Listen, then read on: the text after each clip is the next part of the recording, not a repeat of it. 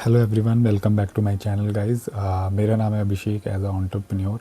इस वीडियो में हम डिस्कस करेंगे कि क्या एमबीए के बाद स्टार्टअप करना चाहिए या एमबीए के दौरान ही हमें कोई ना कोई स्टार्टअप शुरू कर देना चाहिए, या एमबीए के बाद हमारा जॉब सही रहेगा करना, किस फील्ड में जॉब करना सही रहेगा, या हमें क्या करना चाहिए। हम सब कुछ इस वीडियो में डिस्कस करेंगे पूरा अच्छे से। वीडियो में एंड तक बने रहें।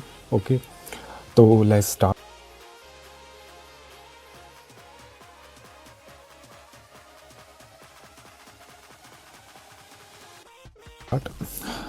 अगर हम बात करें कि एमबीए करते टाइम हमें क्या ध्यान रखना चाहिए, क्या नहीं ध्यान रखना चाहिए एज अ एंटरप्रेन्योर या एज अ स्टार्टअप जो भी करते हैं लोग, उनको क्या ध्यान में रखना चाहिए, तो मैं आपको बता दूं गाइस कि एमबीए करते टाइम ना आप ये ध्यान रखो कि कहीं ना कहीं बैक ऑफ माइंड आप अपना स्टार्टअप या आप अपना बिजनेस सेटअप करने का सोचो।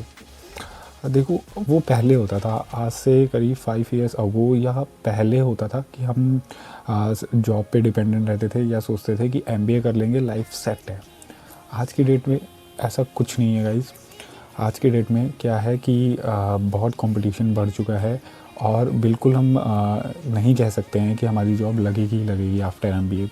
और इंडिया में अनएम्प्लॉयमेंट या फिर एम्प्लॉयमेंट रेट कितना है आप लोगों को तो पता ही है कि नहीं।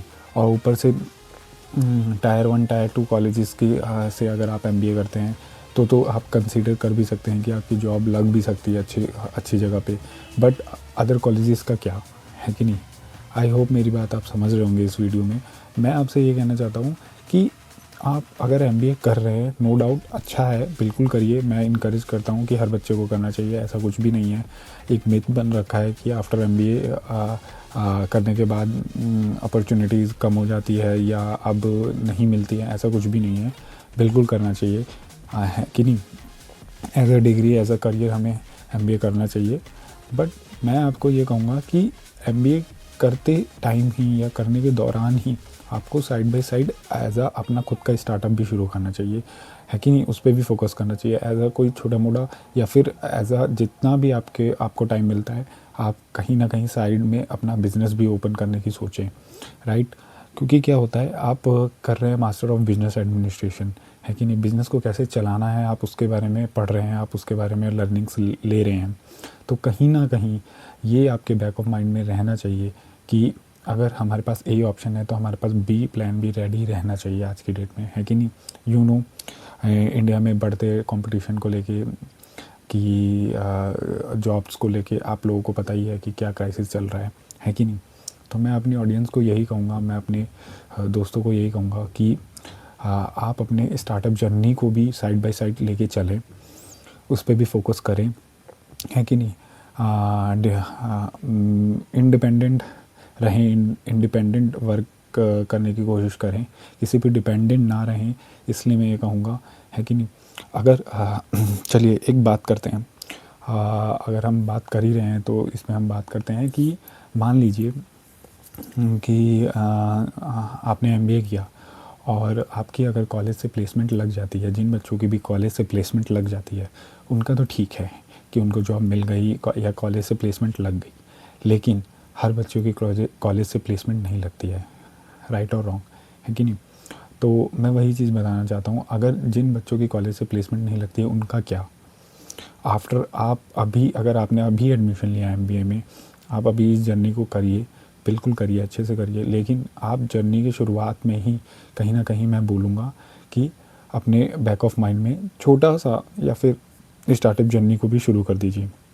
क्योंकि क्या होगा एट द एंड, आपकी जैसे ही एमबीए कंप्लीट होगी तो जैसे ही एमबीए कंप्लीट होगी और आप अपने प्लेसमेंट सेल्स में बैठेंगे, आप प्लेसमेंट के लिए बैठेंगे, अगर आपका कॉलेज प्रोवाइड करता है प्लेसमेंट तो, अगर नहीं करता है तो फिर उन बच्चों के लिए तो और मुश्किल है कि नहीं।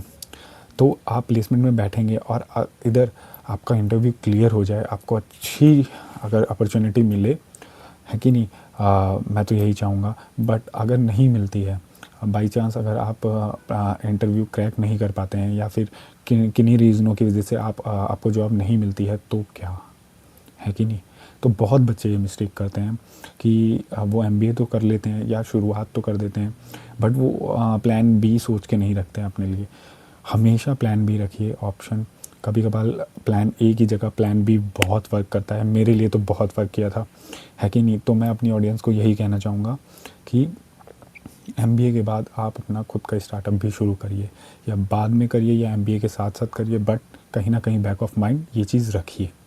ओके, तो ये चीज़ आई होप आपको क्लियर होगी। और ये सब करते हैं गाइज, आज की डेट में सब करते हैं। आप जिसको भी देखो, चाहे कोई भी बच्चा हो, आज की डेट में कहीं ना कहीं अपनी साइड हसल्स को या छोटे मोटे बिजनेस को वो डेवलप करता है, ताकि उसकी साइड बाय साइड इनकम भी बनती रहे, है कि नहीं।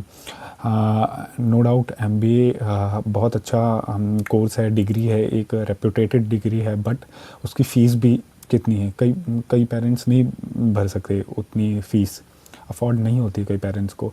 तो मैं यही कहूँगा कि अगर आपने बैक ऑफ माइंड ये सारी चीज़ें सोच रखी होगी तो आपके लिए बहुत अच्छा रहेगा, है कि नहीं। तो मैं अपनी ऑडियंस को यही कहना चाहूँगा कि आप मुझे कमेंट में बताएं कि क्या आपको लगता है, क्या आप सोचते हैं कि ये एक अच्छा ऑप्शन है कि नहीं है कि नहीं, और आप किस तरह से सोचते हैं, क्या करना चाहते हैं, क्या नहीं करना चाहते हैं। अगर आप एमबीए कर रहे हैं तो, और नहीं कर रहे हैं तो, और बिज़नेस में आप किस तरह से, क्या कैसे कौन सा बिज़नेस कर रहे हैं, क्या आपके आइडिया हैं, क्या आप करने की सोच रहे हैं, फ्यूचर को आप किस तरह देखते हैं, है कि नहीं। उस पर हम डिस्कस करेंगे और मैं सबके कमेंट का जवाब दूंगा गाइज़। अगर आप चैनल पे नए हैं तो चैनल को सब्सक्राइब कर लीजिएगा और बेल आइकन को हिट कर लीजिएगा, ताकि कोई भी नोटिफिकेशन आपसे मिस ना हो। और मुझे इंस्टाग्राम पे फॉलो कर लीजिएगा। आई होप आपको समझ में आ गया हो कि क्या करना है। ओके, थैंक यू, मिलते हैं हम लोग नेक्स्ट वीडियो में, तब तक के लिए बाय।